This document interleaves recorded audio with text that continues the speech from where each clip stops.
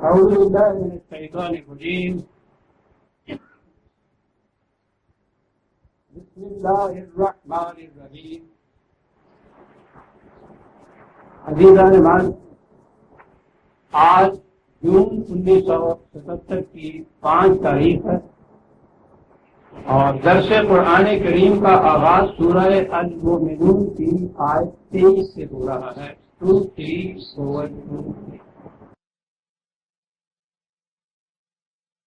آپ کو یاد ہوگا کہ سابقہ آیات میں بات یہ چلی آ رہی تھی کہ انسان کی ایک تو حیوانی زندگی ہے، فزیکل لائف، قبیلی زندگی، حیوانی زندگی، وہ وہی ہے جو دوسرے حیوانات کی زندگی. اس میں صرف کسی کی پرورش مقصود ہوتی ہے، موت کے ساتھ اس کا خاتمہ ہو جاتا ہے. اور ایک اس کی انسانی زندگی ہے. حیوانات میں یہ 2 زندگیاں نہیں ہوتی. حیوان پیدا ہوتا ہے تو حیوان ہوتا ہے، مرتا ہے تو حیوان ہوتا ہے. انسان میں ایک دوسری زندگی کے بھی امکانات رکھے ہوئے ہیں. اگر وہ اس زندگی کو نہیں اپنانا چاہتا تو یہ بھی دیگر حیوانات کی طرح پیدا ہوتا ہے تو حیوان ہوتا ہے، مر جاتا ہے حیوان ہوتا ہے. فزیکلی ان دونوں میں کوئی فرق نہیں ہوتا. یہ تو اس سے اونچی ایک اور زندگی ہے کہ جسے اپنا لینے کا اس میں امکان ہے. وہ خود فطرت کی طرف سے نہیں ملتی، اس کی صرف امکانی شکل اس کو ملتی ہے. اس کی پوٹینشیلٹی اس کے اندر ہوتی ہے، پاسبلٹی ہوتی ہے اس کے اندر، صلاحیتیں اس کے اندر ہوتی ہیں، امکان ہوتا ہے ویسا بن جانے کا.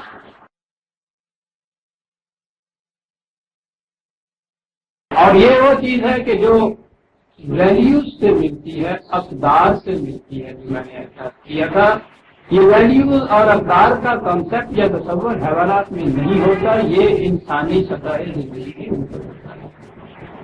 جائز اور ناجائز کی کا امتیاز، حلال اور حرام کی تمیز، یہ حیوانی سطح زندگی کی چیز نہیں ہے، انسانی سطح زندگی کی. تو یہ کچھ کہنے کے بعد قرآن کریم نے پھر جیسا کہ اس کا عام انداز ہے وہ پھر تاریخ سے شہادات پیش کرتا ہے اور تاریخ میں وہ سلسلہ رد و حدائق کی کڑیوں کو سامنے لاتا ہے. یعنی حضرات انبیاء کرام علیہ السلام کی خدا کی طرف سے وحی کا نزول، عموم سابقہ میں انبیاء کرام کا آنا، ان کی سرگزشتیں، ان کا معاد، ان کا انجام، ان کا عواقب، یہ ہے قرآن کا انداز. اور اس سلسلے کو وہ حضرت نوح علیہ السلام سے شروع کرتا ہے. سلسلہ انبیاء کرام کی کڑی کی پہلی کڑی، اور یہاں سے بھی اس نے حضرت نوح علیہ السلام کی. لیکن قبل اس کے کہ میں اس کڑی سے بات شروع کروں، ایک بڑی اہم چیز سامنے آتی ہے. جن حضرات کے پاس قرآن کریم کے نسخے ہیں وہ اس میں نشان زدہ کر لیں جو میں عرض کرنے لگا ہوں. نہیں ہے تو کسی جگہ ان چیزوں کو نوٹ کر لیجئے، شاید دوبارہ سامنے نہ آ سکیں. اور یہ اتنی اہم چیز ہے کہ اس کے بغیر دین کی غایت اور لم اور منتہا و مقصود و مطلوب سمجھ میں ہی نہیں آ سکتے. یعنی سوال یہ ہے کہ سلسلہ وحی کی ضرورت کیوں پیش آئی، انبیاء کرام علیہ السلام کو کیوں بھیجا گیا، دین کی غایت کیا تھی، یہ کیا کرنے کے لیے آتے تھے. کائناتی زندگی میں ہی نہیں بلکہ انسانوں کی زندگی میں یہ بہت بڑی انقلابی چیز ہے کہ خاص طور پہ خدا کی طرف سے ایک علم دیا جائے، ایک مختص اور منتخب ہستی کو وہ دیا جائے، وہ اسے دوسرے انسانوں تک پہنچائے. یہ کوئی چھوٹی سی بات نہیں ہے، اتنی ایکسیپشنل چیز ہے، اتنی استثنائی چیز ہے کہ دنیا کا کوئی دوسرا انسان اس کو حاصل نہیں کر سکتا غیر نبی. اور جب نبوت کا خاتمہ ہو گیا ہے تو اس کے بعد اس کا امکان ہی نہیں رہا. کتنی بڑی چیز تھی. سوال یہ ہے کہ یہ انبیاء کرام علیہ السلام کی بعثت کا مقصد کیا تھا، دین کی غائب کیا تھی، یہ وحی کا سلسلہ کیوں جاری کیا گیا؟ ذرا آپ بھی اپنے ذہن سے اسی وقت صحیح سوال کر کے دیکھیے تو صحیح کیا جواب ملتا ہے۔ عام جواب تو آپ کو یہی ملے گا نا کہ انسانوں کو وہ یہ بتانے کے لیے آئے تھے کہ انسانوں کو جھوٹ نہیں بولنا چاہیے، فریب نہیں کرنا چاہیے، زنا نہیں کرنا چاہیے۔ یہی ہے نا جو بات و نصیحت کی باتیں ہمارے یہاں ہیں۔ ٹھیک ہے، اپنی جگہ بجاؤ درست، لیکن عزیزان ایمان یہ تو یونیورسل ایتھکس کہلاتے ہیں، عالمگیر اخلاقیات کی چیزیں ہیں۔ یہ تو جو لوگ خدا کو بھی نہیں مانتے وہ بھی ان چیزوں کو مانتے ہیں، سوائے ان لوگوں کے کہ جنہوں نے آج کا اس دور کے میڈیاوری سیاست کو اپنا ایک الگ پیشہ بنایا ہے۔ دنیا کے ملحد اور بے دین خدا کو نہ ماننے والوں سے بھی پوچھیے تو کبھی وہ یہ نہیں کہیں گے کہ چوری کرنا بہت اچھا ہے، جھوٹ بولنا بڑی اچھی چیز ہے۔ میں نے کہا ہے نا کہ یہ میں نے اس کی استثناء یا ایکسیپشن اس لیے بیان کی ہے کہ یہ جو دور حاضرہ کی عالمی سیاست ہے اس کی بنیادی اس پہ ہے، اور یہ وجہ ہے کہ انہوں نے اس سیاست کو جیسا کہتے ہیں کہ اخلاقیات یا مذہب سے الگ کر دیا ہے۔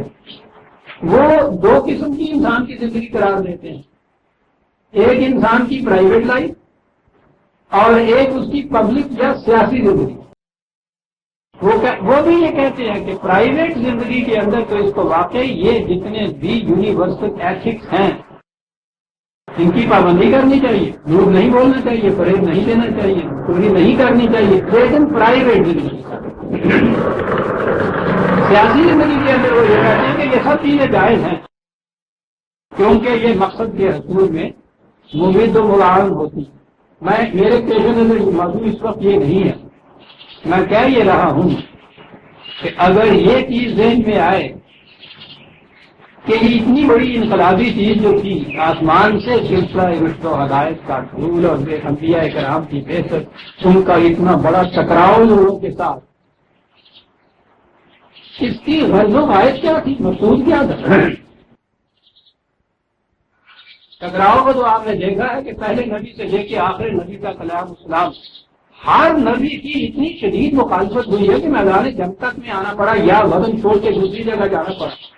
تو کیا اگر وہ یہ کہتے ہوں ان سے کہ بھائی جھوٹ نہ بولا کرو، سچ بولا کرو، تو اس سے وہ اس پہ اتر آئیں گے، مرنے مارنے کے اوپر، یہ کہنے کے اوپر کہ یہاں سے نکل جاؤ ورنہ تمہیں ہم سنسار کر دیں۔ میں نے کہا کہ یہ ٹھیک ہے، یہ ایتھکس بھی ضروری ہے، لیکن یہی تو منتہا نہیں ہوتا۔ شریعت کی طرف ہم آئیں گے تو یہ ٹھیک ہے، کہا جائے گا یہ کرام کے متعلق یہی تعلیم میں دی جاتی ہے کہ وہ کہتے ہیں نماز پڑھا کرو، روزہ رکھا کرو، حج کو کے ٹھیک ہے، لیکن یہ چیزیں مقصود کی ذات تو نہیں ہے۔ مذہب میں آ کے تو یہ مقصود کی ذات ہو جاتی ہے، کہیں نماز پڑھ لی تو یہ کیونکہ ایک بات ہی اتنی تھی کہ انہوں نے آگے یہی کہا تھا تو فریضہ خداوند یہ پورا ہو گیا۔ لیکن اگر آپ دین میں آئیں گے تو وہاں تو نظر آئے گا کہ یہ کسی بلند مقصد کے حصول کا ذریعہ، دین کے نظام میں مقصد کے حصول کے لیے جو ذرائع ہیں وہ بھی ضروری ہوتے۔ سفر کرنے کے لیے ٹکٹ خریدنا ضروری ہے، لیکن ٹکٹ مقصود کے ذات تو نہیں ہوتی۔ بات میں یہ کہہ رہا تھا اور بات یہاں سے چلی تھی جو میں نے عرض کیا تھا کہ اسے اچھی طرح سے ذہن نشین کر لیجئے، اور میں نے اس لیے سوال کو دہرایا ہے کہ میں نے یہ سوال جب کیا ہے تو آپ کے ذہن میں بھی متعین جواب نہیں آ رہا، عام طور پہ نہیں آئے کہ دین کی غائب کیا تھی، انبیاء کرام علیہ السلام کیوں آتے تھے، کیا کرنے آتے تھے، ہے نا بڑا اہم سوال، اور ہے نا سارے پیش پاؤ تازہ جوابات جو ہیں غیر مطمئن، اگر آپ سوچنے کے لیے کھڑے ہو جائیں تو نظر آئے گا کہ بات تو یہ کچھ چیز سی ہے کہ کیا وہ اتنا ہی کہنے کے لیے آئے تھے کہ جھوٹ نہ بولا، کیا یہی مقصد تھا ان کا یہ کہنے کے لیے کہ بھائی روزے رکھیے کر؟ دین کا مقصد اور فائد کیا ہے؟ اور جب تک یہ نہ متعین ہو عزیزان ایمان باقی چیزیں سمجھ میں نہیں آ سکتی.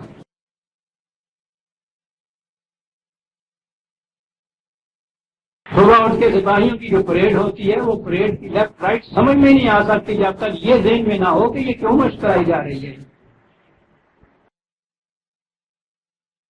دین کی غائب قرآن کریم نے 2 آیتوں کو ملائی ہے تو اس کے اندر وضاحت کر دی. یہ کہہ کے وضاحت کر دیا کہ کاہے کے لیے بھیجا تھا دیا.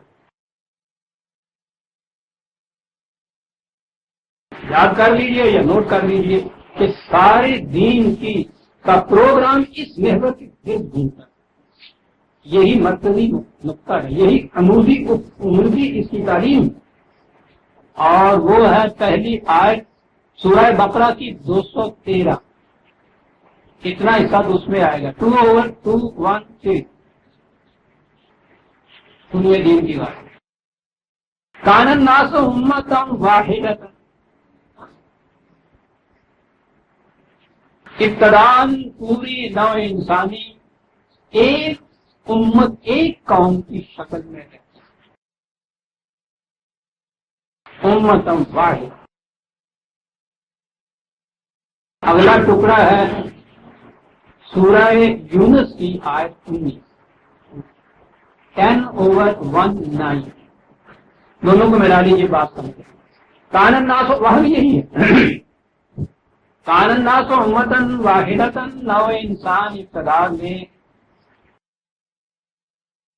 امت واحدہ ایک قوم کی. فاختلفوا, انہوں نے اختلافات, ان میں تفریق پیدا ہو. امت وہ قوم امت واحدہ نہ رہی. فاختلفوا, ان میں اختلافات پیدا ہو. یہ وہ چیز تھی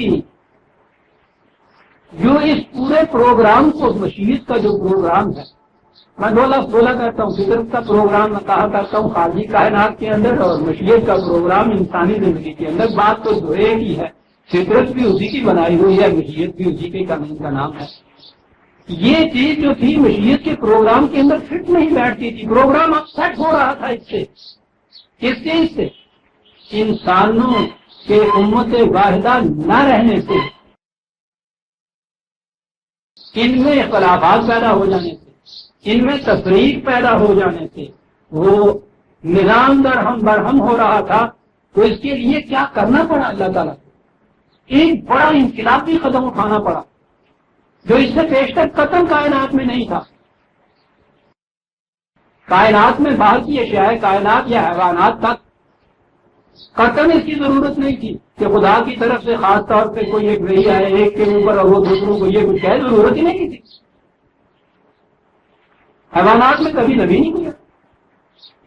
کسی نے آگے بکریوں کو یہ نہیں بتایا کہ تم نے گھاس کرنی ہے, گوشت نہیں کھانا. کسی نے شیر سے نہیں کہا کہ گوشت تم پہ حلال ہے, سبزی تم پہ حرام ہے. انبیاء کی ضرورت ہی نہیں آئی. انسانوں میں بھی جب تک وہ کہتا ہے امت واحدہ سے فاختلفوا کی بات نہیں تھی, ضرورت کے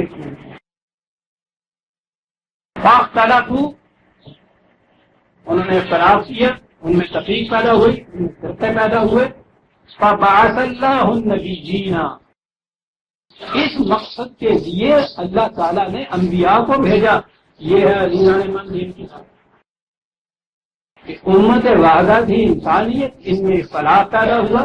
یہ اختلاف اب انسان کی اپنی عقل و فکر کے لیے یہ ممکن نہیں تھا کہ وہ ان اختلافات کو مٹا سکتے, ورنہ ضرورت نہیں تھی. ان اختلافات کو مٹانے کے لیے یہ ایک انقلابی قدم اٹھانا پڑا مشیت کو کہ انبیاء کرام کو بھیجنا پڑا. فبعث اللہ النبی, یہ بات دیکھیے کیا معنی ہے. اس غرض کے لیے, اس مقصد کے لیے کہ نوع انسانی کے ان اختلافات کو, امتیازات کو, اختلافات کو مٹا کیا جائے اور انہیں امت واحدہ بنا دیا جائے, عالمگیر برادری بنا دیا جائے پوری انسانیت کو.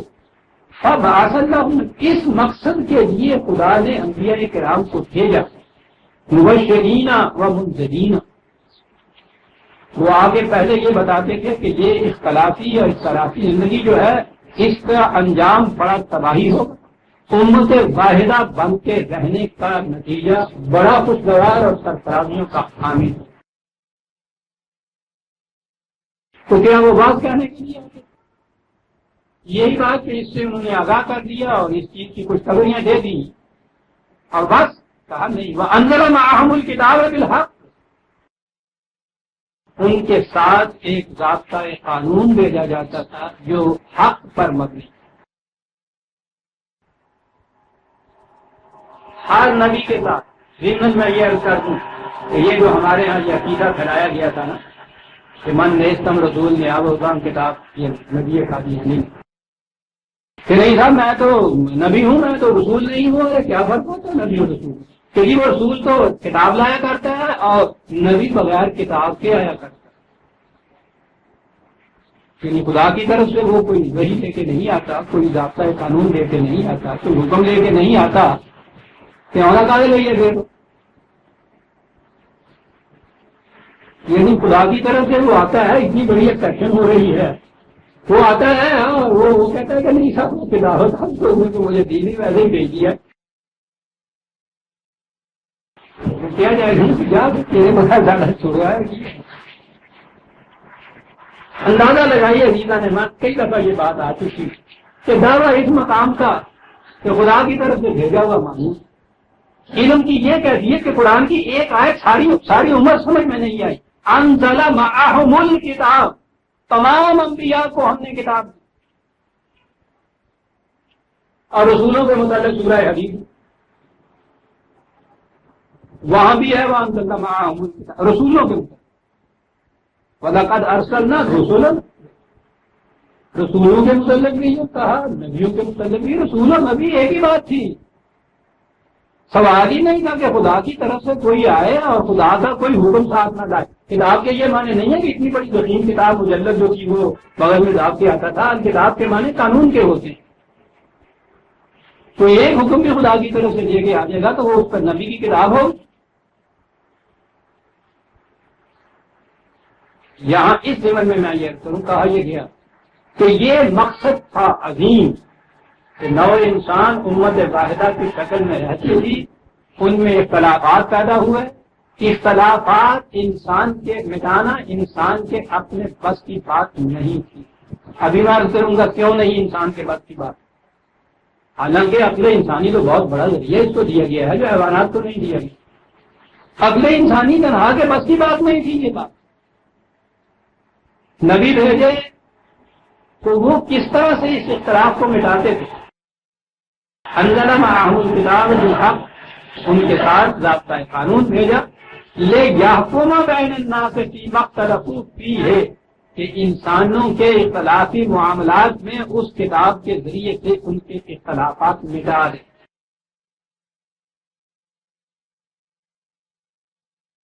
دین کی غرض و غائب سامنے آ گئی نتیجہ. ٹھیک ہے جن حضرات کی نگاہ اس سے پہلے بھی قرآن کریم پہ تھی ان کو تو ذہن میں ہوگا، لیکن میں آپ سے پوچھتا ہوں کہ یہ بات تھی آپ کے ذہن کہ دین کی غرض و غائب کے کسی نے بتایا تھا آپ کو کہ کیوں ضرورت پڑی تھی انبیاء کرام کے بھیجنے کی؟ کیا ضرورت تھی وحی کے ذریعے ایک انقلابی قدم اٹھانے؟ کاہے کے لیے یہ حضرات آتے؟ اور یہ جتنی باقی تعلیم ہوگی وہ اقدار کہہ لیجیے، دور نہ بولیے، سچ بولیے، فریب نہ دیجیے، روزے رکھیے، نماز پڑھیے، یہ سارے ذرائع ہو جائیں گے اس مقصد کے حصول کے لیے. کیونکہ مقصد تو قرآن نے یہ کہا ہے سب اس مقصد کے لیے انبیاء کو بھیجا جاتا ہے. اب باقی جتنے بھی احکام آپ کے ہاں آئیں گے وہ اس مقصد کے حصول کے ذرائع ہوں گے. اور اگر یہ مقصد ہی سامنے نہیں یا جس انداز سے آپ ان ذرائع کو اختیار و استعمال کر رہے ہیں وہ یہ مقصد نہیں پورا کر رہے تو وہ دین نہیں. مقصد تو یہ تھا کس کے اختلافات میں جانے. کان الناس امت، الناس پوری نوع انسان. عالمگیر انسانیت میں جو اختلافات پیدا کر دیے انہیں انسانوں نے، اور اس طرح سے ان میں تفریق پیدا ہو گئی، تقسیم پیدا ہو گئی، تفرقہ پیدا ہو گیا، الگ الگ ہو گئے، تو اس کے لیے ضرورت پیش آئی اس سارے عظیم انقلابی پروگرام وحی کے ذریعے سے قوانین دینا، ایک نبی بھیجنا، نبی کا فریضہ قرار دے دینا کہ ان کے اختلافات کو اس کتاب کے ذریعے سے مٹائیں۔ یہ ہے غایت عظیمہ نے آنا تو چاہیے مجھے آخر میں، لیکن کیوں نہ یہیں سے ہی بات شروع کر دی جائے۔ آپ سوچیے کہ یہ ہے دین کی غایت، یہ ہے نبی کے مشن کا مقصود، یہ ہے وہ کتاب جو خدا نے دی ہے، اس کتاب کے ذریعے سے یہ کرنا ہے، یہ ہے مقصد اس کتاب کا کہ اخلاقی معاملات میں حکم بنے، یہ فیصلے دے، اختلاف مٹا دے اور امت واحدہ بنا دے انسانیت کو۔ عزیزان مان، یہ مقصد کیا وہ قوم کے جس کے اپنے اندر کہنے کو 72 اور حقیقت میں 72,000 خود فرقے موجود ہوں، جو قوم اپنا یہ اختلاف نہ مٹا سکے 1000 سال میں کہ نماز میں ہاتھ یہاں باندھنے چاہیے یا نیچے آمین اونچی کہنی چاہیے یا نہیں، جس اپنی قوم کی اپنی حالت، جس قوم کی اپنی حالت یہ ہو، وہ دین کی اس غرض و غائب کو پورا کر سکے گی؟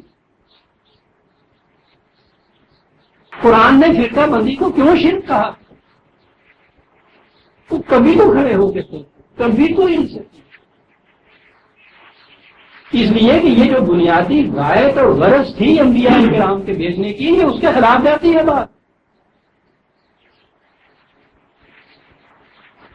خدا واحد کو خدا ماننا، ماننے کے معنی کیا ہوتا ہے؟ ماننے کا لفظ بھی ہم بول دیتے ہیں، ذہن میں نہیں آتا کہ اس کے معنی کیا ماننا۔ خدا کے اس متعین کردہ غرض اور غائب کو ماننا کہ کتاب کا مقصد یہ ہے، انبیاء کرام اس لیے آیا کرتے تھے، ختم نبوت کے بعد یہ فریضہ اس امت کے ذمہ لگایا گیا، اس کو وارث کتاب بنایا گیا، یہ کام اب اس نے کرنا تھا۔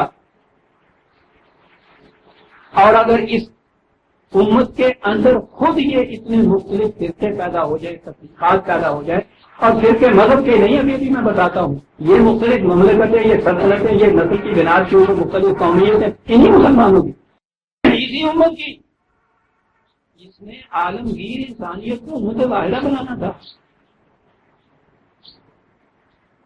کیا یہ اس ایک خدا کے بندے کہلا سکتے ہیں؟ آپ نے سوچا کہ شرک کیوں کہا ہے قرآن میں؟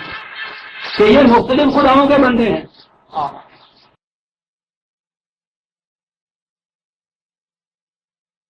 خدائے واحد تمام توحید جسے کہتے ہیں، وہ ایک ذہنی اور اعتقادی چیز نہیں ہے،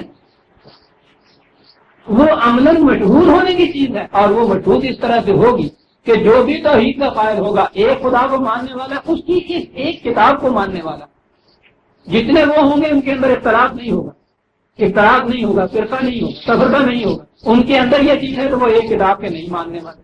یا تو یہ ماننا پڑے گا کہ معاذ اللہ اس کتاب میں یہ صلاحیت نہیں رہی کہ وہ ایک کر سکے ان کو، یہی بات ہوئی نا، کیونکہ اس نے تو بتایا تھا کہ کتاب جو ہم بھیجتے تھے اس کی غایت یہ ہوتی، وہ تو کتاب کی غایت بتاتا ہے پوری انسانیت کو امت واحدہ بنانے کی، اور اگر یہ کتاب ماننے والوں کی مختصر جماعت بھی امت واحدہ نہیں مانتی تو دو ہی باتیں ہوں گی نا جی، یا تو یہ کہ معاذ اللہ یہ دعویٰ غلط تھا، یہ کتاب تو اختلاف نہیں مٹاتا، اور یا یہ چیز تھی کہ صاحب ہم اس کتاب کو یہ نہیں مانتے۔ دیکھتے ہیں بات کہاں چلی گئی۔ تو میں نے کہا تھا کہ اس نقطے کو سمجھ لیجیے، دین کی بات جو ہے غایت اور غرض قرآن نے یہ بتائی، متعین الفاظ میں بتائی۔ اب سوال یہ ہے کہ فاختلف قرآن نے کہا نو انسان کان ناس امۃ فاختلف، کیا کیا اختلاف پیدا ہوئے، کس کس قسم کی تفریق ہوئی ان کے اندر، اس کا کام تو اس تمام اختلافات کو مٹانا۔ ہر قسم کی تفریق کو مٹانا ہے۔ یہ محققین علم الاقوام جو ہیں ان کی تحقیق یہ ہے کہ آج کل کہ کیسپین سی جو ہے اس کے ارد گرد کے علاقے میں سب سے پہلے ہمیں انسانی آبادی کا سرچشمہ ملا۔ پورے ارض میں اس خطے میں وہ کہتے تھے کہ وہ انسانوں کی ایک گروہ۔ میں سر دس اس تحقیق میں نہیں جاتا، میں نے اپنی کتابوں میں یہ سب چیزیں، یہ بھی ان کی تحقیق ہے کہ ان میں کوئی تفریق نہیں۔ قرآن 1400 سال پہلے کہتا ہے کان الناس امۃ واحدہ، تصور بھی نہیں کسی کے ذہن میں اس زمانے میں آ سکتا ایمان کہ وہ انسان کے ہی ایسی شکل میں بھی رہتا تھا کہ جہاں ان میں کوئی اختلافی بات نہیں۔ آج یہ تحقیق ہو رہی ہے کہ وہ پہلی بستی یا گروپ انسانوں کا جہاں رہتا تھا ان میں کوئی اختلاف نہیں۔ اب اس کے بعد یہ لوگ آگے چلتے ہیں تو یہ دیکھتے ہیں کہ شاید وہ گروپ جو تھا وہ جماعت یا جمعیت جو تھی، اس کے بعد ہم دیکھتے ہیں قبائل میں وہ تقسیم ہو۔ تو پہلی زندگی اس تفریق کی یہ آتی ہے کہ وہ ایک امت واحدہ قبیلوں کے اندر تقسیم ہے۔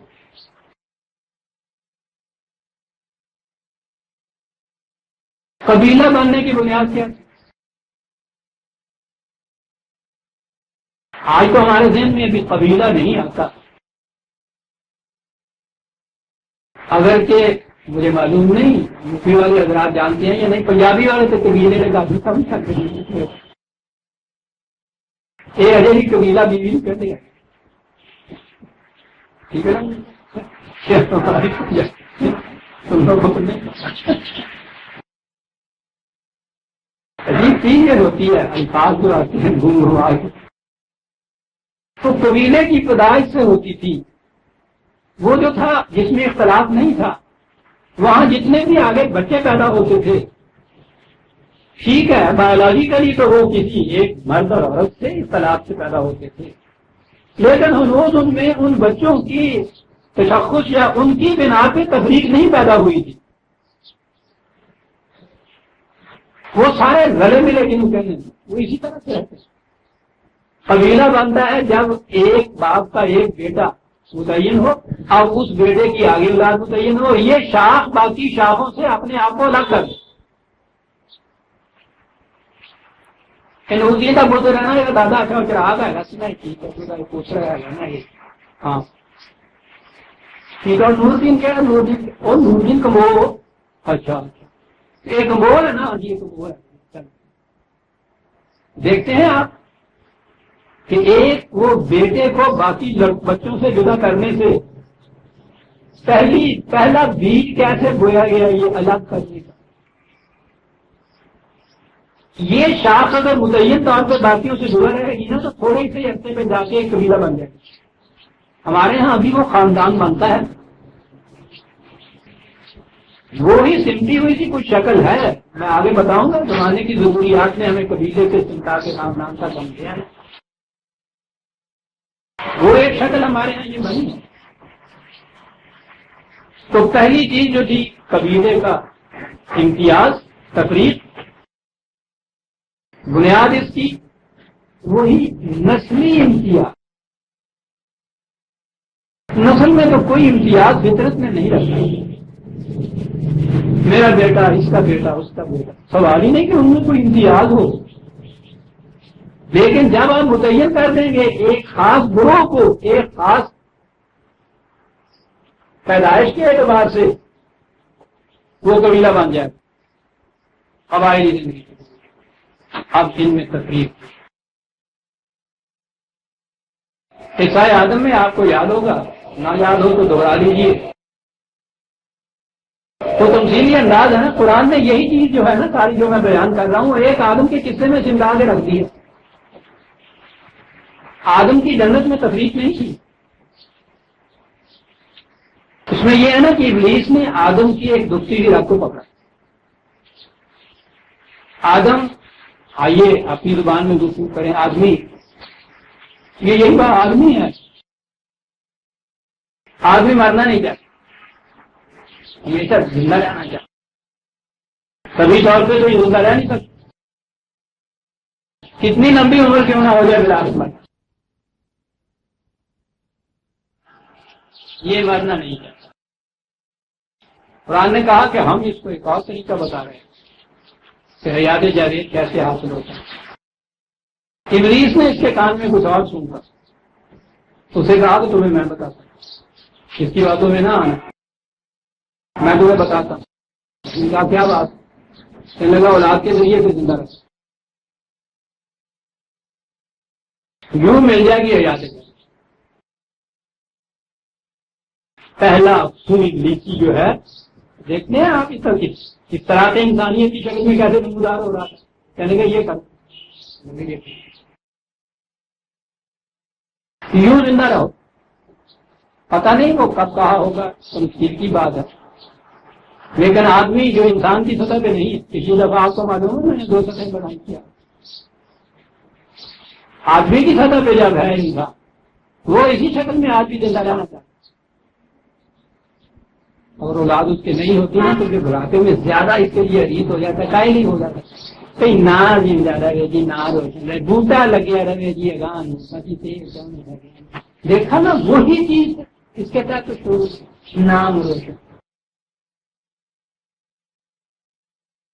بیٹا پیدا ہوتا ہے تو پہلی چیز یہ ہوتی ہے کہ شکر ہے جی بوٹا تو اے نام روشن کرے گا جی، پہ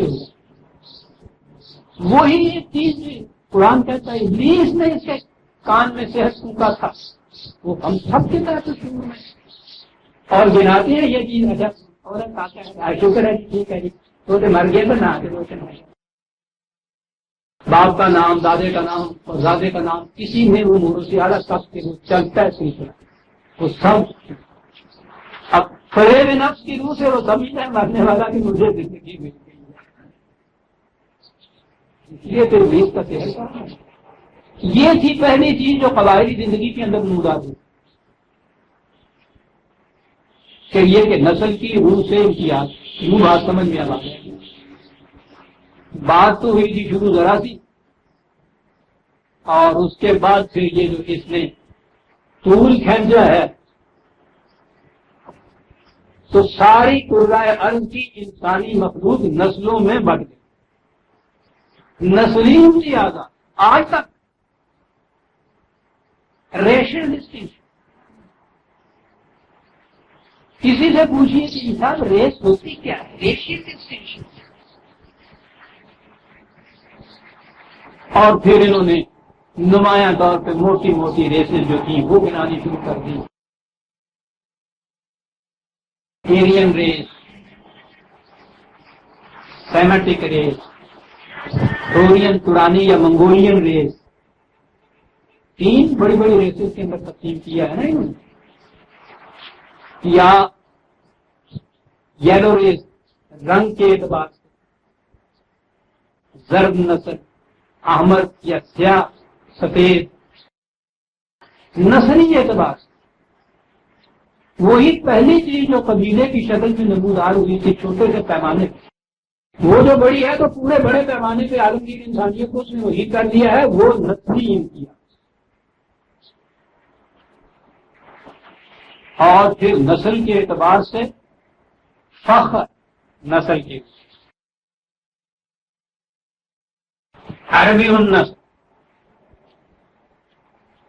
اور وہ ہٹلر کا ایرین نسل کا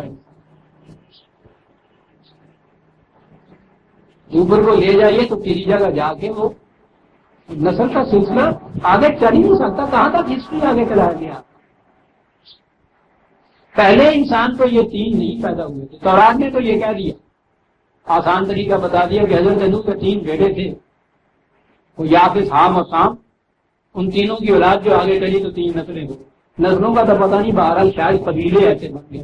میں کہہ یہ رہا تھا عزیزاں نے من کہ وہ جو تم وقت تلفظ تھا نا، قرآن نے کہا اب اختلاف کی پہلی بنیاد جو تھی قبائلی زندگی کی، قبائلی زندگی نے وسعت کھینچی ہے تو آج وہ نسلوں کے امتیاز میں آپ کے یہاں موجود ہے۔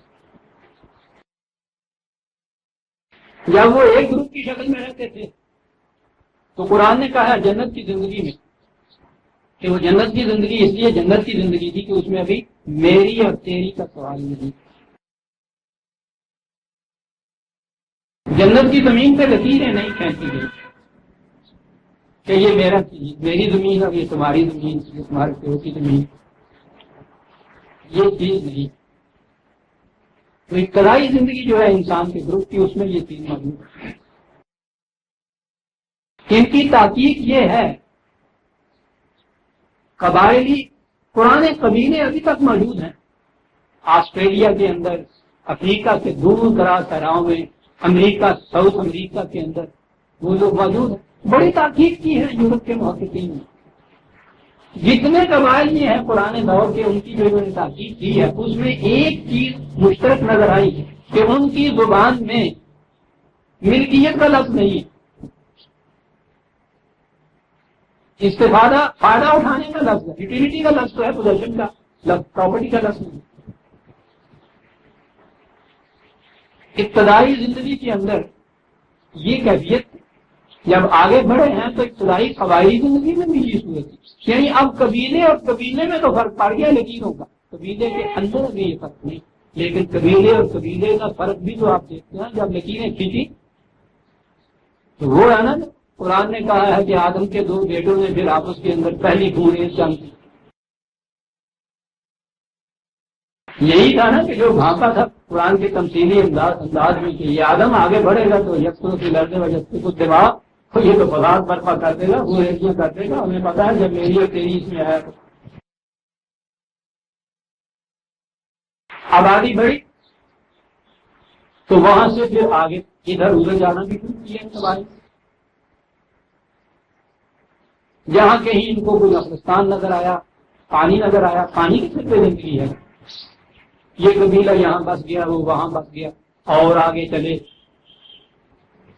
اب یہ اختلاف جغرافیکل اختلاف ہو گیا، جغرافیائی اختلاف ہو گیا. یعنی وطن ایک نہ رہا. یہ آج کی اصطلاح میں وطنیت کا اختلاف ہو گیا. ان قبائل کے وطن الگ الگ. تو دوسرا اختلاف آ گیا آپ کے ہاں، وطنیت کا اختلاف ہے نا. آج بھی وہی اختلاف، بلکہ اور گریں مضبوط ہوتی چلی گئی انسان کی، اس لیے کہ اس نے یہ خدا کی طرف سے آئی ہوئی وحی کی روح سے ان اختلافات کو رفع کرنے کی صورت نہ اختیار کی، اور زیادہ گریں مضبوط ہوتی چلی گئی. وطنیت کا اختلاف. اب وطن کے اندر بسنے والے لوگوں کو ایک قوم شمار کیا گیا، نیشن بنایا گیا. نیشن کے اختلافات، قوموں کے اختلافات، جنہوں نے آج دنیا کو جہنم بنا رکھا ہے، وہ اختلافات.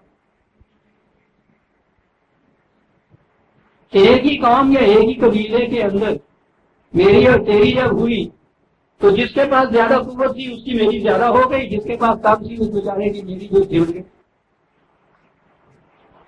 اس سے طبقاتی اختلاف پیدا ہو. جس نے زیادہ سمیٹی دولت مند ہو گیا، جس کی کم رہی وہ بیچارہ غریب ہو گیا، غریب ہوا تو محتاج ہوا. اب یہ زیادہ والی جو ہے اس کا کام کرنے کے لیے یہ مجبور ہو گئی. جو اپنی تھوڑی سی تھی اس سے تو ضرورتیں پوری نہیں ہوتی. تو وہ جو زیادہ سنبھال بیٹھا اس نے کہا کہ ٹھیک ہے یہ کاشت کر. ابتدائی دور میں یہ انداز غلامی کا. یہ جو محتاج ہو جاتا تھا اسے مزدور نہیں اس زمانے میں بھی کہتے، وہ غلام ہی تھا. لیکن میں سمجھتا ہوں کہ انسانیت کی تاریخ میں بدترین دن وہ تھا جس دن سب سے پہلے مزدور نے آقا کو آ کر اتنا کما کے دیا جو مزدور پہ ضرب ہوتا تھا اس سے زیادہ تھا. اگر وہ اتنا ہی کما کے لاتا نا جتنا وہ کھا جاتا تو یہ سلسلہ آگے چلتا ہی نا. یہ کیا مصیبت پڑی ہوئی تھی کہ وہ جتنا کھاتا ہے اتنا ہی لاتا ہے. اسے کہا جاؤ میاں پھر اپنا کما اپنا تھا نہ، اس نے اس سے زیادہ کما کے لا کر دیا. یہاں سے طرح پڑ گئی آپ کے ہاں سمجھنا کہ محنت اس نے کی، یہ بیٹھا رہا، جتنا اس پہ صرف ہوتا تھا اس سے زائد وہ دے کے آ گیا. یہ زائد جو تھا یہ ہے جس کو آپ سرپلس منی کہتے ہیں. فاضلہ دولت اس کے پاس، یہ اختلاف اور آ گیا۔ خدا کی طرف سے انبیاء کرام آتے تھے اختلافات مٹانے کے لیے، اور جب نبی چلے جاتا تھا اس کی طرف سے دیا ہوا دین مذہب میں تبدیل ہو جاتا ہے۔ دین قرآن کہتا ہے شروع سے آخر تک ایک ہی تھا، وہ ایک ہی ہونا چاہیے تھا۔ قرآن نے تو انبیاء کرام کا یہ مقصد بتایا ہے نا کہ وہ انسانیت میں وحدت پیدا کرنے کے لیے آتے تھے، تو سوال ہی نہیں کہ الگ الگ دین کو لے کے آئے، وہ تو ایک ہی دین لے کے آتے تھے، وہ ایک ہی کتاب لے کے آتے تھے، یعنی اس کتاب کی تعلیم ہر مقام پہ ایک ہی ہوتی تھی۔ لیکن جب وہ نبی چلا جاتا تھا تو دین مذہب میں بدل جاتا، اور جب پھر اس کے بعد نبی آتا تھا اس مذہب کو دین میں اب مختلف مذاہب میں تبلیغ، یعنی جس مقصد کے لیے انبیاء آ رہے تھے، انبیاء کے نام لینے والے جو تھے وہ اس مقصد کے خلاف، اور یہ تبلیغ تو کم وقت پہلی تبلیغ آپ سے بھی زیادہ سنگین شکل میں ہوگا۔ جتنی خونریزیاں فساد انگیزیاں مذہب کے نام پہ دنیا میں ہوئی ہیں اور کسی اختلاف کے اوپر اتنی نہیں ہوئی، اس لیے کہ اس خونریزی کو مقدس بنا دیا جاتا ہے، ابھارا جاتا ہے یہ کیا کہ یہ مذہب کے تحفظ میں ہے، شریعت کے حکم کے اندر ہے، جہاد ہے، یہ اس میں مارنا جان دے دینا شہادت ہے، اور یہ کرتا ہے۔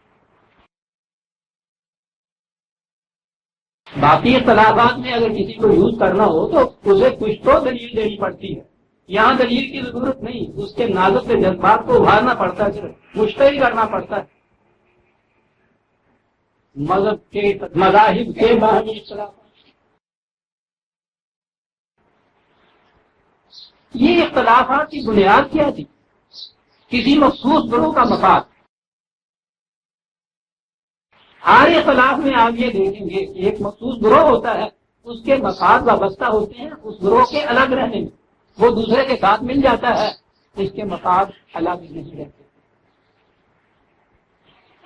یہ قومیں آپس میں جنگ کیوں کرتی ہیں؟ وہ قومیں نہیں کرتی،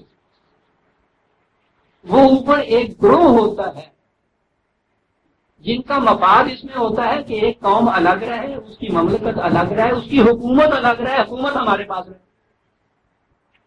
اور ان کو اگر خطرہ لاحق ہوتا ہے نا کہ کوئی دوسری قوم یہ کچھ کرنے لگی ہے تو پھر وہ اس مقصد کے لیے اس علاقے کے عوام کو اوپر کہ تمہارا ملک چھن جائے گا، تمہارا وطن چھن جائے گا، تمہاری مملکت چھن جائے گی، تمہارا ملک چھن جائے گا،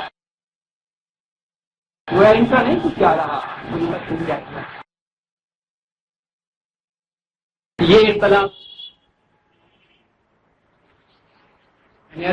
میں ان اختلافات کی تاریخ اور ان کی تفاصیل میں جاؤں تو ایک ایک اختلاف کے اوپر کتنی دیکھنے لگتا ہے، یہ تو نصابی چیز بتانے کی چیز۔ پھر ایک مذہب کے اندر اختلاف، مذہب دوسرے مذہب کے مقابلے میں ہوا نا، اب یہاں اس کے اندر اختلاف، یہ اندر مذہب کے اندر فرقے جو بن، کوئی تعلق ہے انسانی زندگی سے اس چیز کو کہ آمین ان کی کہی جائے یا ایسا کہی جائے، لیکن کس قدر تفرقے کی گرہ مضبوط ہوتی ہے اتنی سی چیز کو۔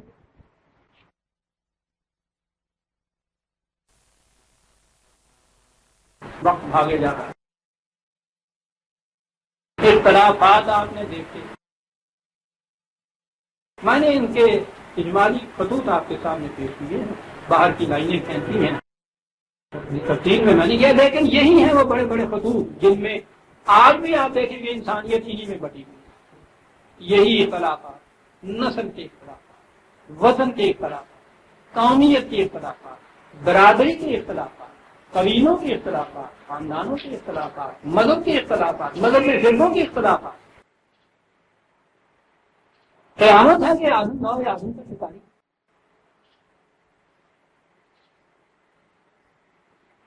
اب آج یہ قرآن کیا کان الناس امۃ واحدہ، نو انسان ایک برادری کی شکل میں، بڑی جنت کی زندگی، فاختلفوا، اختلاف پیدا ہوا جنت میں. آدم مایوس ہو گیا کیونکہ اس کے بس کی بات نہیں تھی ان اختلافات کو مٹانا. آپ نے سمجھا کیوں؟ کسی کو شبہ ہو تو آج دیکھ لیں دنیا کے مسئلے کتنے بڑے بڑے دانشور اس دنیا کے اندر ہوئے، ان کی اصل فکر کے اوپر غور کیجیے تو انسان واقعی محل حیرت رہ جاتا ہے کہ ساتھ کتنے بڑے بلندی انسان، لیکن کس طرح عاجز و ناتواں ہے ساری دنیا کے دانشور، چھوٹے سے چھوٹا اختلاف نہیں مٹا. اختلافات کے جو تباہ کن نتائج ہیں وہ آج کی دنیا سے بڑے ابھر کے سامنے آ گئے. چیخ رہی ہے ساری دنیا، لیکن کوئی ایک اختلاف نہیں مٹ رہا. کوئی عقل فکر کی کمی تو نہیں ہے، یہ تو ایوالو کر کے بہت آگے پہنچی ہوئی ہے، چاند تک تو جا سکتا ہے. عقل کی فکر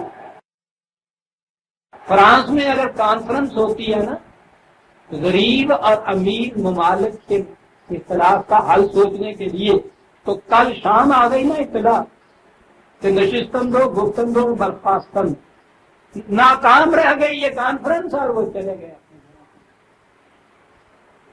اور دوسری خبر یہ تھی کہ مریخ یا اس کائنات سے باہر کے کروں میں پیغام پہنچانے کے لیے تو یو این کے جو سیکرٹری جنرل صاحب ہیں انہوں نے دنیا کی مختلف زبانوں میں میسیجز ریکارڈ کر لیے ہیں، انہیں یہ کہنے کے لیے کہ بھائی تمہارا کوئی مسئلہ اٹکا ہوا ہو تو ہمیں بتا دیجیے. سکارے زمینہ میں کو ساختی کہ بار آسمان ہی برداشتی، بابا صاحب اتنا تو پہلے کہہ گئے اور پڑھوے کانتے پہلے مسئلے کے حل کا. یہ بھی فریب نفس ہے کہ ہماری دانش و بینش کی یہ بتا کہ ہم تو مریض تک کے لیے پیغام پہنچا رہے ہیں. جی منجی سے لے ذرا ڈنڈا پھینک کے ساتھ ایک ہی نیوز پیپر میں آپ کے یہ بھی نیوز کہاں سے یہ جمع ہوئے. ابھی مختلف اور کانفرنسوں کا تو ذکر ہی کوئی نہیں. جرمنی کانفرنس آپ لے لیجیے، وہاں کیا ہوا، پرابلم کے اندر کیا ہو رہا ہے، یہ بیت المقدس کا مسئلہ، فلسطین کا کیا. ایک ارے اپنے گھر کو لے لیجیے، ہمارا اگر کریں گے تو شکایت ہوگی.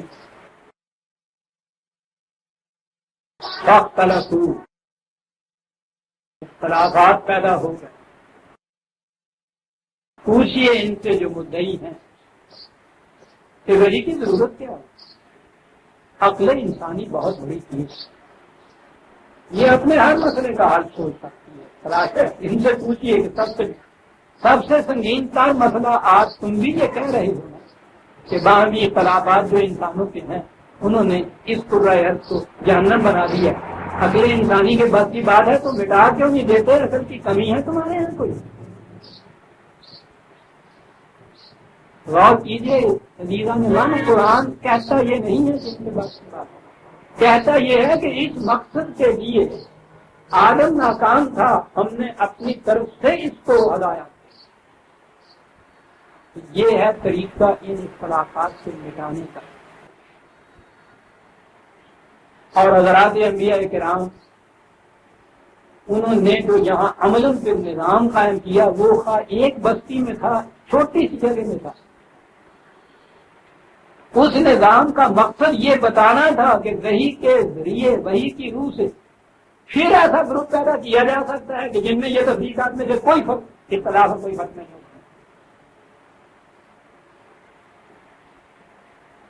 وہ امت واحدہ پیدا کر کے جاتے تھے، یہ چلتا محدود ہوتا تھا، لیکن وہ چھوٹے پیمانے میں بھی جو کر دیتے تھے تو وہ یہ بتا دیتے تھے کہ ایسا ہو جانا ممکن ہے.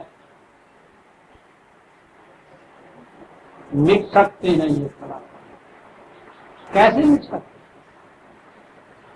کہ انسان کی زندگی کو صرف اس کی آدمی کی زندگی نہ سمجھا جائے، حیوان کی زندگی نہ سمجھا جائے، اس کی زندگی کو انسانی سطح کے اوپر لے آئیے. اختلافات مٹ جاتے. اختلاف تو آدم میں بنی، آدم میں پیدا ہوئے تھے. کان الناس امۃ واحدہ، ناس جو تھا، انسان جو تھا وہ تو امت واحدہ تھا. بات ساری اتنی وہی سے کہ اس انسان کو آدم کی سطح کے اوپر آدمی کی سطح کے اوپر چھوڑ دیا جائے تو یہ سارے اختلافات پیدا ہو انگریزیاں فساد انگیزیاں فتنے صبح عرض کا جہنم بنے انہیں انسانیت کی سطح کے اوپر لے آیا جائے تو امت وحدہ بن سکتا انبیاء کرام اور ان کی امتوں کی ساری تعریف یہ دین کی ساری سرگزشت یہ اس کی ساری غلط و غائب یہ ہے اور اسی دین کو مذہب میں تبدیل کرنا جو ہے وہ اس کی سرگزشت ہے کہ پھر جب یہ بلند سے بلند تر چیز بھی جب انسانوں کی جگہ آدمیوں کے ہاتھ میں آ جاتی ہے تو وہ اس کا کیا ہو جائے گا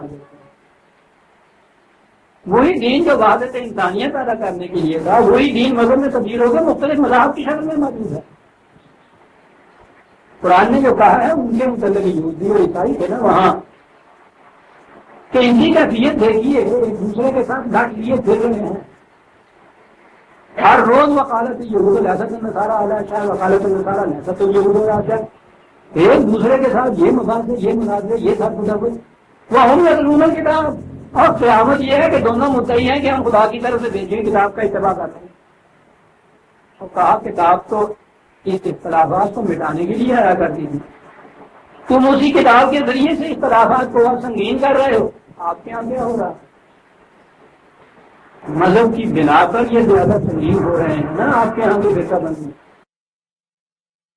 وہ تو یہودی اور عیسائیوں کو کہہ رہا تھا یہاں آپ ہر فرقے کے متعلق یہ کہہ سکتے ہیں کہ وہ ان میں سے کسی نے کبھی یہ نہیں کہا کہ ہم قرآن کو چھوڑتے ہیں اس پہ ایمان ہے اور اتنی تلاوت ہوتی ہے ایک رات میں پورا قرآن دوہرا دیا جاتا ہے دنیا میں کسی کتاب کی اتنی تلاوت جیسے کتاب کا تو یہ مظاہرہ ہے اور اس کے باوجود اس مسجد میں بھی قرآن نہیں دہرایا جاتا ساتھ والی میں بھی دہرایا جاتا ہے وہ ساتھ والا نمازی یہاں آ کے قرآن نہیں سن سکتا یہاں والا وہاں جا کے نہیں سن سکتا وہاں یا کتاب دونوں قرآن اس نے یہ کہا تھا قرآن کا مقصد یہ ہے لِيَحْكُمَ بَيْنَ النَّاسِ فِيمَا اخْتَلَفُوا فِيهِ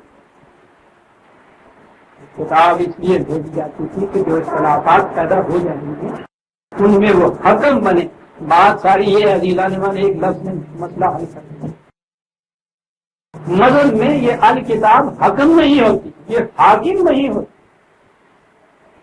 قرآن نے کفر اور اسلام میں امتیاز بتایا ہے تو یہ نہیں کہا ہے کہ کفر یہ ہے کہ کتاب کو مانا نہ جائے اسلام یہ ہے کہ کتاب کو مانا جائے تو کہتا ہے بھگوان لم یحکم بما انزل اللہ اولئک هم الکافرون جو اس کتاب کو حکم نہیں ٹھہراتا اس کے مطابق حکومت نہیں کرتا اس کے مطابق فیصلے نہیں کرتا انہیں کافر کہا جاتا یہی الفاظ جہاں ہیں لِيَحْكُمَ بَيْنَ الناس کے اختلافات مٹانے کے لیے یہ حکم ہونا چاہیے قرآن بات کی بات یہ نہیں میں کیا یہ رہا تھا کہ دین کی غرض و غائب یہ بتائی قرآن امید ہے آپ نے اسے زندگی کری ہے بہت بڑا بنیادی مسئلہ ہے مسئلہ نہیں پرابلم جسے کہتے ہیں لفظوں میں کچھ اور نہیں استعمال کرنا ہے مسئلہ تو گالی کچھ اور سمجھتا ہوں پرابلم بہت بڑی پرابلم ہے جس کو یہ حل کر رہا تو مقصد یہ اور اس غرض و غائب کے ماتحت آپ آئیے انبیاء اکرام علیہ السلام کے تاریخ کی طرف ان کی وہ جتنی بھی امتیں گزری ہیں ان کی سرگزشتوں کی طرف اور یہ رکھ لیجیے دین کی غائب اور پھر دیکھیے قرآن کیا کیا بیان کرتا ہے کس قسم کے اختلافات سامنے لا پہلی چیز آئی ہے حضرت نوح علیہ السلام لَقَدْ أَرْسَلْنَا نُوحًا إِلَىٰ قَوْمِهِ فَقَالَ يَا قَوْمِ اعْبُدُوا اللَّهَ مَا لَكُم مِّنْ إِلَٰهٍ غَيْرُهُ کہا آگے یہ کہ صرف ایک خدا کی معصومیت اختیار ہے اس کے سوا کوئی اور ایسی طاقت اقتدار نہیں جس کی معصومیت اختیار ہے مذہب نے عبادت کا ترجمہ پرستش کر دیا ہندو اپنے طریق پہ پرستش کرتے ہیں مسلمان اپنے مسلمانوں میں سنی اپنے طریق پہ کرتا ہے شیعہ سنیوں کے اندر آگے حدیث اپنے طریق پہ کرتا ہے وہابی جسے کہتے ہیں دیوبندی اپنے طریق پہ کرتا ہے اور ابھی غذائی آپ نے پرستت کرنے کی معصومیت تو الگ الگ نہیں کی جا سکتی نا. وہ تو ایک مملکت میں اگر آپ دوسرے قانون کی معصومیت اختیار کریں بغاوت ہو جاتی. اصلاح میں جانے کا طریقہ یہ حکومت اس کی خلاف بھی ہو، معصومیت اس کی ہو، اصلاح میں بھی چھوٹے سے پیمانے کے اوپر وہ آپ دیکھیے کہ جب آپ قانون کی شکل اختیار کرتا ہے تو حکم اور اس کی اطاعت کرائی جاتی ہے. کہ طلاق کیسے ملتا ہے؟ ٹھیک تو بگڑ بائیں طرف کریے ہندو مسلمان پاکستان کے اہل حدیث وہابی نیم وہابی رضوی آرائی جار کمبو شیر سید پٹھان سب ٹھیک تو بگڑ کوئی ڈیولپمنٹ میں نہیں رہتا. ذرا کسی نے اختلاف کیا ہے رائٹ پہ ہوا تو کبھی والے نے پکڑا تو کبھی یہ کہہ کے نہیں چھوٹ سکتا کہ نہیں میں صحیح ہوں. اس لیے کہ قانون حکم ہو گیا یہاں. اس قانون میں حکم ہونا پھر اختلاف میں یہ مطلب مخالفت دیکھیے کن کی طرف سے نظر بتا تو یوں ہے نا کہ یہ جو مذہبی ان کے یہاں بیٹوا تھے پجاری تھے ملاوٹ تھے ان کی طرف سے آتی ہے آگے بات کہ ان کو بھی آگے لایا جاتا تھا. لیکن بنیاد قرآن بتاتا ہے فقال الملأ الذین کفروا من قومہ. آپ کو یاد ہوگا میں پہلے بتا دیتا ہوں یہ جو چیز ہے نا ملأ الذین ملأ قوم تو یہ قرآن کی ایسی جامع اصطلاح ہے تو آپ کو یاد ہے ایک پارا پورا ہے اس کے عنوان پر لکھا ہوتا ہے قال الملأ سورہ ہود غالباً وہ ہے وہاں ہے یہ کہ ہر نبی جو آیا اس نے یہ بات کہی اور یہ جو تھے ملائے قوم انہوں نے اٹھ کے پہلی مخالفت کی. تو ترجمہ اس کا سرداران قوم کیا جاتا ہے. ٹھیک ہے لیکن یہ بنیادی بات نہیں ہے. میں نے کہا تھا نا کہ یہ اختلافات ان کی جڑیں مضبوط اس لیے کی جاتی ہیں کہ مفادات مختلف ہوتے ہیں. یہ مادے کے اعتبار سے یہ جو لفظ ہے اس کے معنی ہوتے ہیں وہ جن کے گھروں کے برتن اناجوں سے بھرے ہوئے ہوں جنہوں کی کوٹیاں کے دانے ہوں. بنیاد یہ اور پھر سرداری کی تو بنیاد یہ ہے جو روٹی کا مطالعہ ہے اس میں قوم کی سرداری کیا ہوتا ہے. دونوں چیزیں لاگو ملوم ہو جاتی ہیں لیکن بنیاد یہ ہے اس لفظ کی قرآن نے کیوں یہ لفظ استعمال کیا. عربی زبان میں تو ایک بات کے لیے 100 ہزار لفظ مل جاتا. سرداران قوم کے لیے عربی میں اتنے قوم کیوں نہیں لفظ استعمال کیا کیوں نہیں لفظ استعمال کیا خاص طور سے کہ جس کی بنیاد کے اندر یہ کہ جن کی کوٹیاں بھری ہوئی ہیں اناج سے وہ کھڑے ہوں.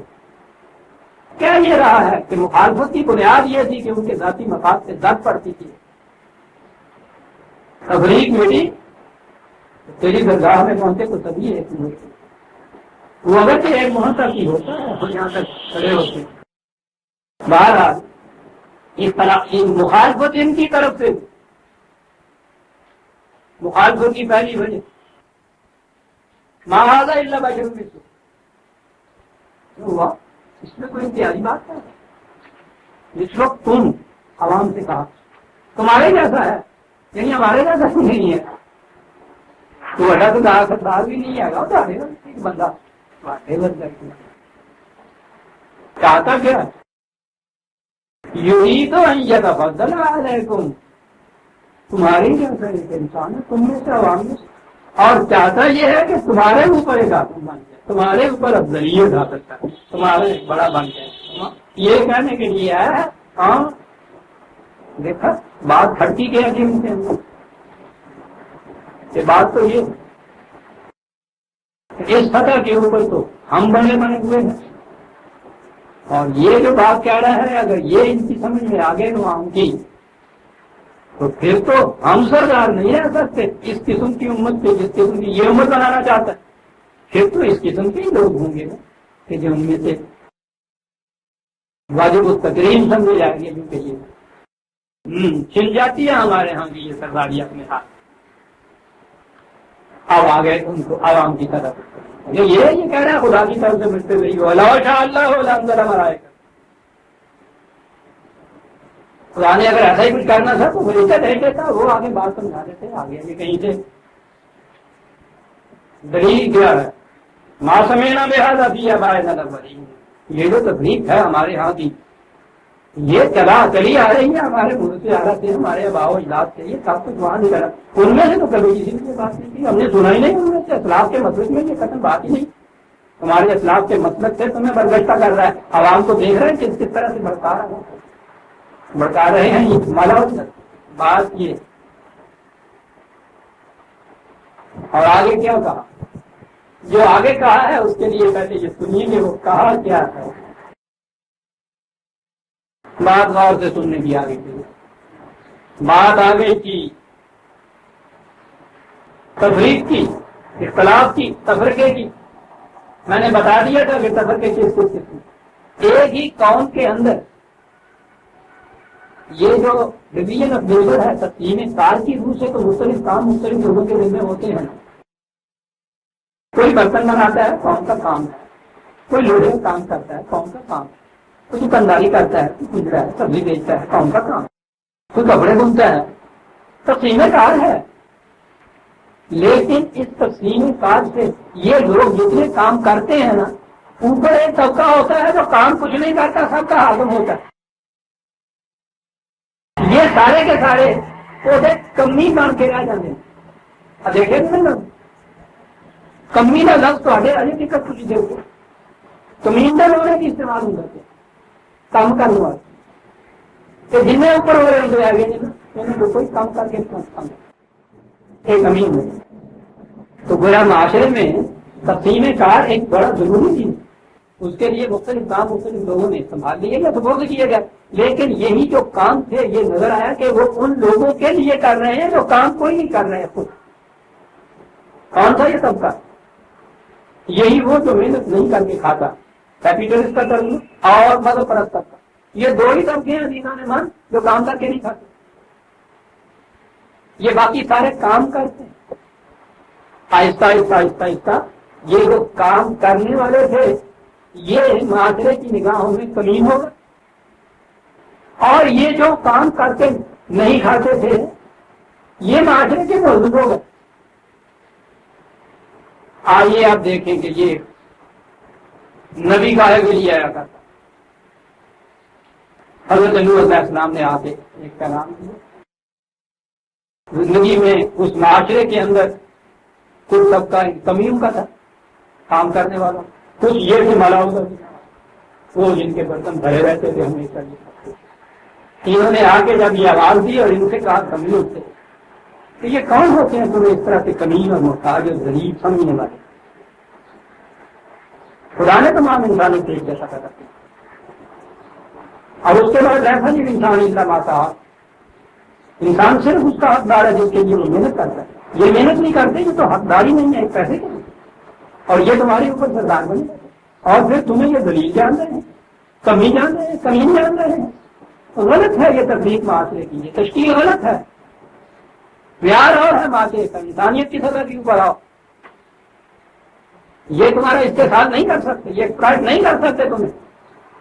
دوسری بات ہے کہ جب یہ چیز کہی جائے گی تو وہ لبیک کہیں گے.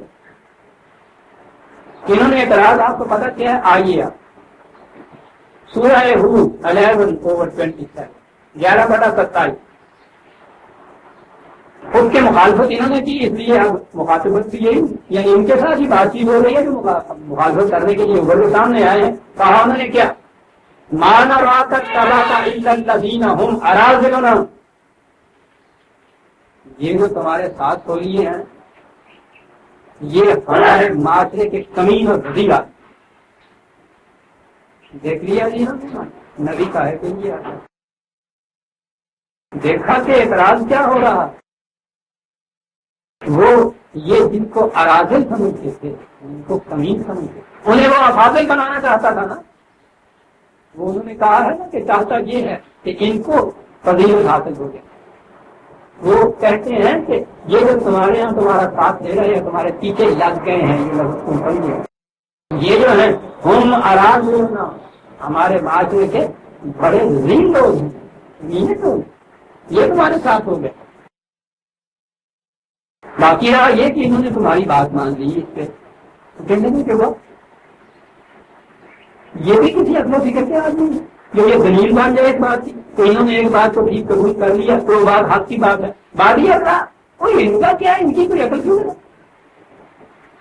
عقل فکر ہے نا, عقل فکر میری کوٹھی دانے اور ایک کمرے بھی آنے. عقل فکر تو ملال نہ ہونا کی ہوتی ہے.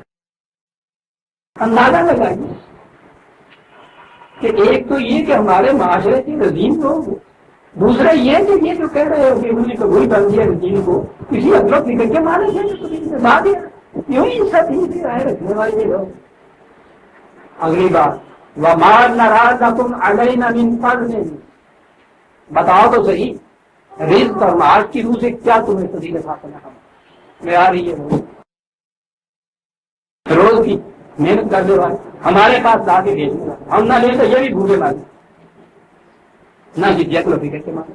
کہو تو صحیح معاشی اعتبار سے تمہیں کیا فضیلت حاصل ہے؟ آپ دیکھ رہے ہیں پہلی وحی یا پہلا رسول رسالت کی کڑیوں میں سے سب سے پہلا تعارف جس نے قرآن میں کرایا جس کا اس کا پہلی دعوت, وہ دعوت کیا کہہ رہی ہے؟ پہلا اختلاف معاشرے کے اندر دولت کو معیار قرار دے, پیشے کو معیار قرار دے, محنت کو معیار قرار دے. یہ جو تکلیف ہوئی تھی ایک قبیلے کے اندر یہ اس کو مٹانے کے لیے یہ دعوت کی.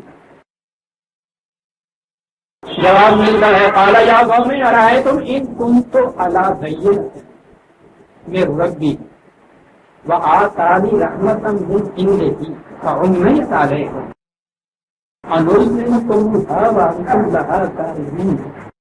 کہا میری قوم کتنے غلط دلائل اور کتنے غلط معیار تم نے کیا کہا. سوال یہاں یہ نہیں ہے کہ کوئی کون سا کام کرتا ہے, سوال یہ نہیں ہے کہ کس کے پاس دولت کیا ہے, سوال تو یہ ہے جو میں پیش کر رہا ہوں کہ دلائل کس کے پاس, صحیح انسانیت کا راستہ کون سا, کون سی وہ منزل بینات کے اوپر کون ہے, عقل و فکر کی روح سے کون دعوت دے رہا ہے. یہ چیزیں اتنی واضح ہیں کہ اگر تم بھی اپنے جذبات کو الگ کر دو تو بات واضح ہو جائے, لیکن تم تو اندھے ہوئے.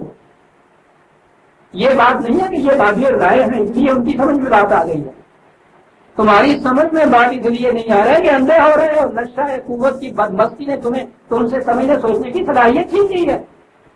اور کیا یہ رائے ہو کہ وہ ماننے والے جو ہیں ان کی عقل فکر کیا ہے؟ ان کی عقل فکر صحیح ہے کیونکہ وہ بدہوش نہیں ہے, وہ نشے میں بدمست نہیں ہے, اندھے نہیں ہوئے. کیا الفاظ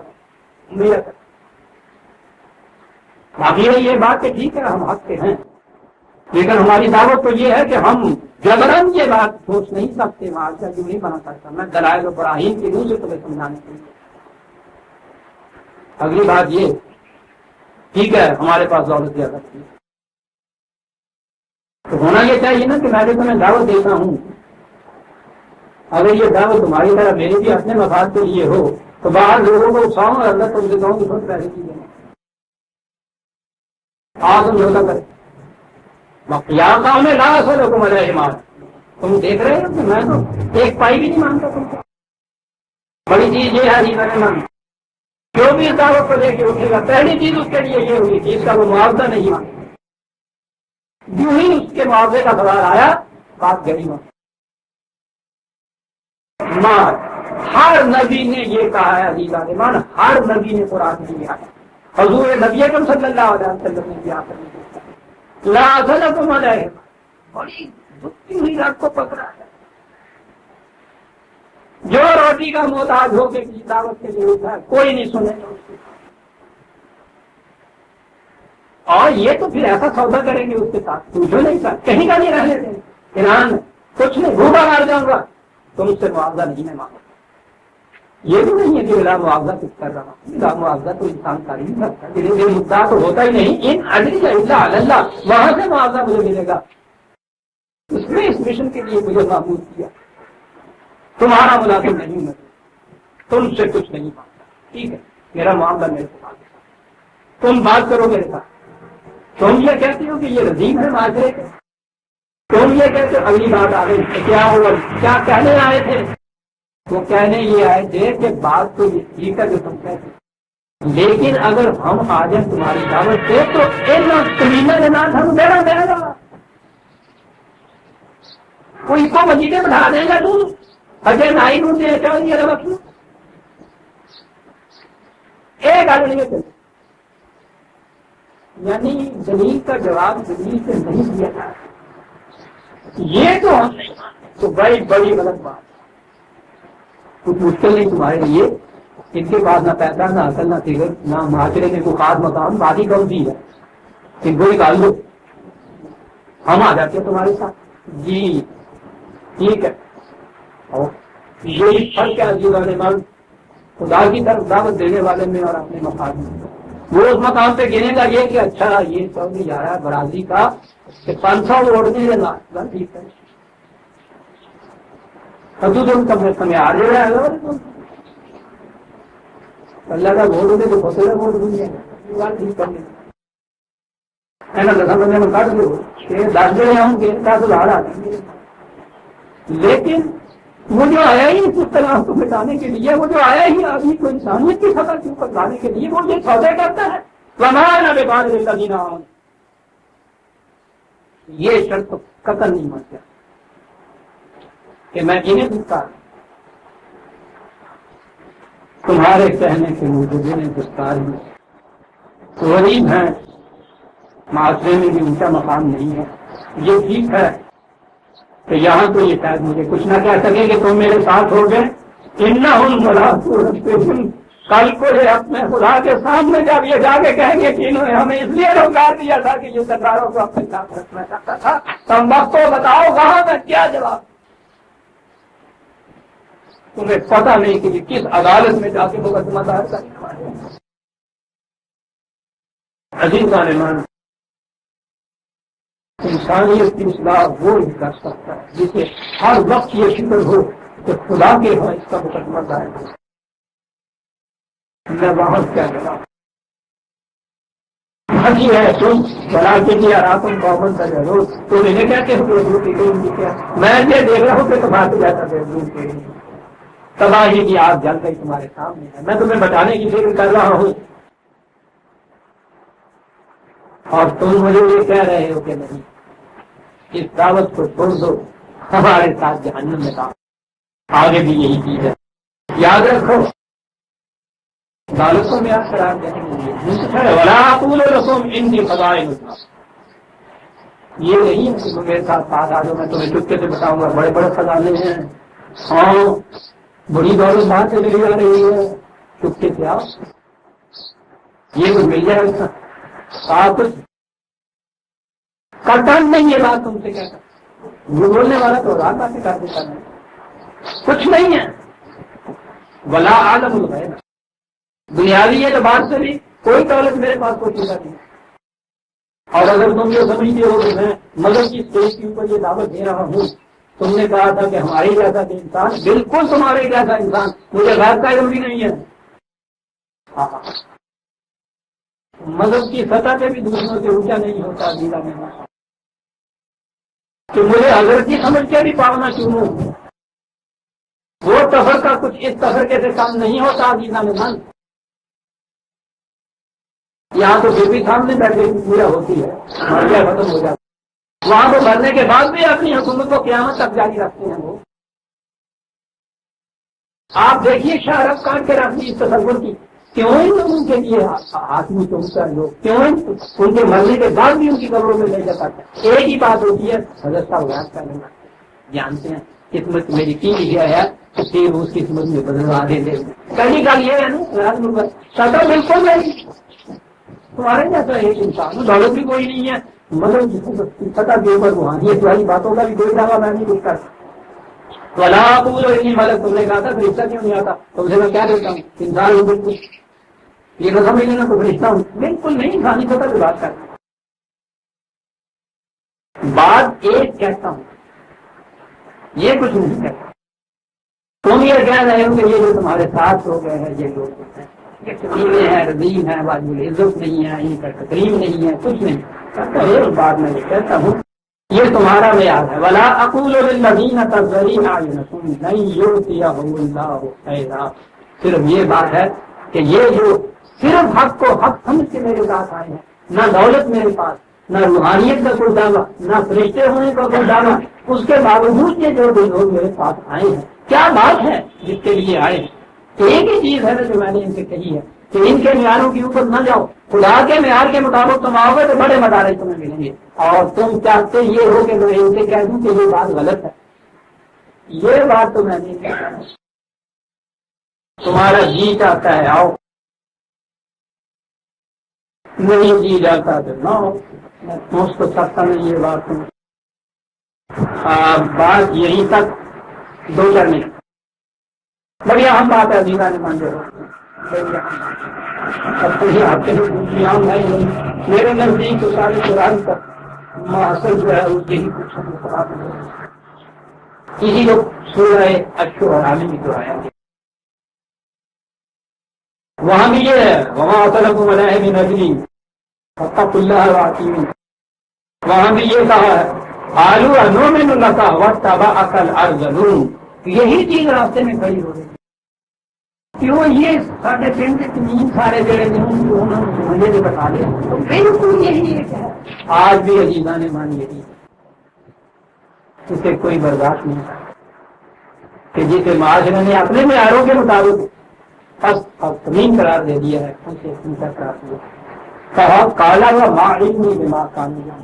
کہا کہ یہ تم بار بار جو کہتے ہو کہ یہ کنجرا ہے، یہ مورتی ہے، یہ اسلام ہے. کہا یہ کام ہے جو تم جو کرتے ہیں، مجھے اس سے غرض نہیں ہے کہ یہ کیا کام کرتا ہے. کپڑ توزی کا کام کرتا ہے، کسانے کا کام کرتا ہے، لوہاری کا کام کرتا ہے. یہ کام ہے، مجھے اس سے غرض نہیں ہے. ان حسابهم الا علی ربی اللہ. عقل و فکر کے کام لو. اصل حساب وہ ہے جو خدا کے ساتھ کیا جاتا ہے. یہ تو معاشرے کے ساتھ حساب ہے، اس کی کوئی وقت ہی نہیں. انہوں نے جو خدا کے حساب کیا ہے وہ اس حساب سے کہیں دوسرا ہے اور بڑا اونچا ہے. لہذا سن رکھو وما انا بطارد المؤمنین، میں انہیں نہیں سنتا. اور اس کا جواب یہ قالوا لئن لم تنتهِ یا نوح لتكونن من المرجومین. اگر یہی بات ہے تو پھر ابھی تمہارا حساب ابھی تمہیں سنسار کیا جائے گا، مار دیا جائے گا، نکال دیا جائے گا، دھکار دیا جائے گا. تم یہ کہنا چاہتے ہیں ہم یہ دعوت جہاں نہیں پھیلنے دیں گے. جس طرح بہت بڑا فساد ہے جس کو تم لے کے آ گئے، بہت بڑا فتنہ ہے جسے تم برپا کرنا چاہتے ہو، ہم یہ نہیں کرنا چاہتے. اور اس کے لیے اس نے کہا رب انصرنی بما تقول. اور اس کے بعد اس نے کہا کہ بارے الہ میں نے اپنی طرف سے ساری کوشش کر کے دیکھ. یہ لوگ ان ہتھیاروں کا ثابت ہو رہا ہے. اب تو مجھے بتا کہ اس کے بعد کیا کرنا چاہیے. پھر خدا نے کیا بتایا اس کے لیے ہم آئندہ 10 میں لیں گے. وقت زیادہ ہو گیا ہے. سورہ المومنون کی آیت 26 تک ہم سب آئے ہیں، 27 سے ہم آئندہ لیں گے. ربنا تقبل منا انک انت السمیع العلیم.